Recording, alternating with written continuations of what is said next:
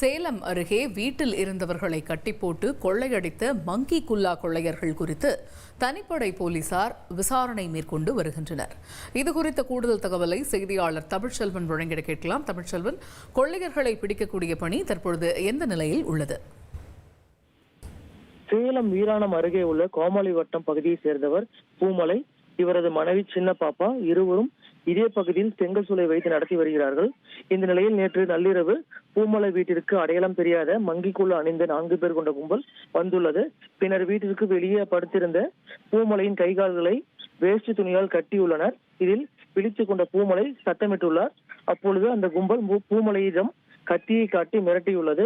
இந்த சத்தம் கேட்டு வீட்டிற்குள் இருந்த அவரது மனைவி சின்ன பாப்பா வெளியே வந்த நிலையில் அவரை சாய்த்து பிடித்து கத்தியை காட்டு மிரட்டியுள்ளார்கள். இதையடுத்து மங்கிக்குள்ள அணிந்திருந்த கும்பல் வீட்டிற்குள் உள்ளே புகுந்து இரும்பு ராடால் பீரோவை உடைத்து நகை மற்றும் பணத்தை கொள்ளையடித்து சென்றுள்ளனர்.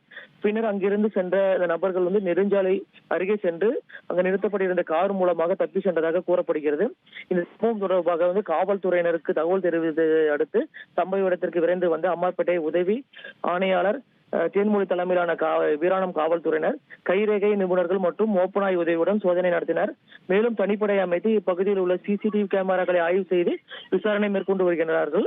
இந்த கொள்ளை சம்பவத்தில் சுமார் 15 லட்சம் மதிப்பிலான 15 பவுன் நகை மற்றும் 40,000 ரொக்கம் கொள்ளையடிக்கப்பட்டுள்ளதாக தெரிவிக்கப்பட்டுள்ளது. குறிப்பாக நெடுஞ்சாலையை ஒட்டியுள்ள பகுதியில் கைகால்களை கட்டி போட்டு நகை பணம் கொள்ளையடிக்கப்பட்ட சம்பவம் சேலத்தில் பெரும் பரபரப்பை ஏற்படுத்தி சொல்லலாம்.